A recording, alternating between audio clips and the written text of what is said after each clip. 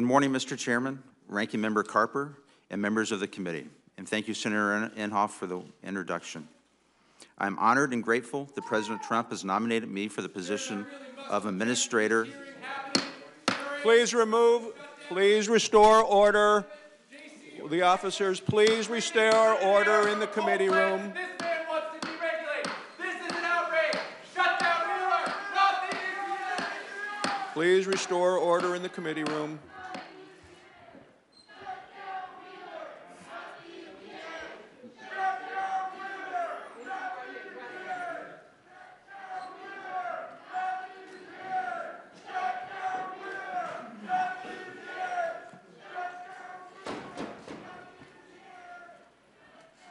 Please proceed. Thank you, Senator. I'm honored and grateful that President Trump has nominated me for the position of Administrator of the Environmental Protection Agency. There is no more important responsibility than protecting human health and the environment. It is a responsibility I take very seriously. Since becoming the acting administrator, I have focused our efforts on providing greater certainty to the American public, certainty in our EPA programs, certainty to the states, tribes, and local governments, and certainty on how we communicate risk. Personally, I've also worked to provide more certainty to Congress. Immediately after becoming the acting administrator, I reached out to the chairs and ranking members of our authorizing and appropriating committees in both the House and the Senate. I have met in person or by phone with many of you on specific issues of concern, and I will always make myself available. The American public has a right to know the truth about the risks they face in their daily lives and how we are responding. It is our responsibility to explain it to them clearly and consistently. This includes recognizing the progress we have made as a nation and where more progress still needs to be made. From 1970 to 2017, U.S. criteria air pollution fell by 73%, while the economy grew over 260%, and we are ranked #1 in the world for access to safe drinking water. In addition, in 2018, we finalized 13 major deregulatory actions, saving Americans roughly $1.8 billion in regulatory costs. Yet there are Americans who have not shared in this progress. It is these Americans that President Trump and his administration are focused on. Could the nominee suspend for a second? I ask the officers to please keep the doors closed so that the nominee will not be disrupted additionally. Thank you. It is these Americans that President Trump and his administration are focused on. Americans without access to safe drinking water or Americans living on or near hazardous sites, often unaware of the health risks that they and their families face. Many of these sites have languished for years, even decades. How can these Americans prosper if they cannot live, learn, or work in healthy environments? The answer is simple: they cannot. President Trump understands this, and that is why he is focused on putting Americans first. The Superfund program is a perfect example. In fiscal year 2018, EPA deleted all or part of 22 sites from the National Priorities List, the largest number of deletions in 1 year since fiscal year 2005.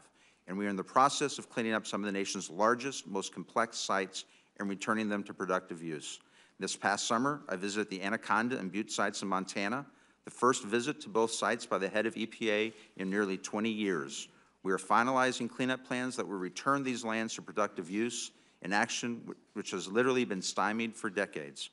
This past September, EPA issued a record of decision requiring removal of the worst contaminated sediment, including mercury and PCBs, at the Berries Creek site in New Jersey. At the U.S. smelter and lead refinery site in East Chicago, we were able to issue a proposed $25 million cleanup plan that will address lead-contaminated soil in Zone 1 of the site. We've also made safe drinking water a priority as well. In May of 2018, we convened the first ever National Leadership Summit to help states address the emerging risks associated with PFAS. We also hosted a series of visits in communities directly impacted by PFAS. Using information from these events and other public input, we will release a PFAS management plan in the very near future. We're also taking important actions to protect our children from the dangers of lead exposure. We proposed stronger dust lead hazard standards, and we are updating the lead and copper rule for the first time in over 2 decades. These actions and more are detailed in the new federal lead action plan announced in December. In addition, we are using our grant and financing programs to help communities replace lead surface lines and upgrade their water infrastructure. Under President Trump, EPA has issued 7 WIFIA loans totaling over $1.5 billion. Combined, these projects will help finance over $3.5 billion in infrastructure investments while creating over 6,000 jobs, and that's just the beginning. This past year, we invited an additional 39 projects across the nation to apply for the WIFIA loans that would help finance $12 billion in infrastructure and create up to 183,000 jobs. On the air side, we have launched common sense reforms, such as the Cleaner Trucks Initiative. By working closely with states and the private sector, we will reduce NOx emissions from heavy-duty trucks, which is not required by statute or court order, but it makes sense to do. Finally, we propose 3 major rulemakings on our new Waters of the U.S. definition, the Affordable Clean Energy Rule, and the Safe Vehicles Rule in conjunction with the Department of Transportation. Through our regulatory reforms, the Trump administration is proving that burdensome federal regulations are not necessary to drive environmental progress. What makes our actions effective and durable is our commitment to vigorously enforce them. In fiscal year 2018, EPA enforcement actions required the treatment, disposal, or elimination of 809 million pounds of pollutants and waste, almost twice as much compared to 2017. We also entered into the largest settlement in the history of the enforcement of the Risk Management Program, with the responsible parties spending $150 million on major safety improvements. I am proud of our accomplishments, and I know that none of it would be possible without our talented and dedicated EPA career staff. Just last week, EPA and the Department of Justice announced a $490 million settlement with Fiat Chrysler for cheating U.S. emission standards. For 3 years, Fiat Chrysler told us that their vehicles were compliant, yet it was EPA engineers in Ann Arbor that caught them cheating. And then they proved how they were cheating, and that was no easy task.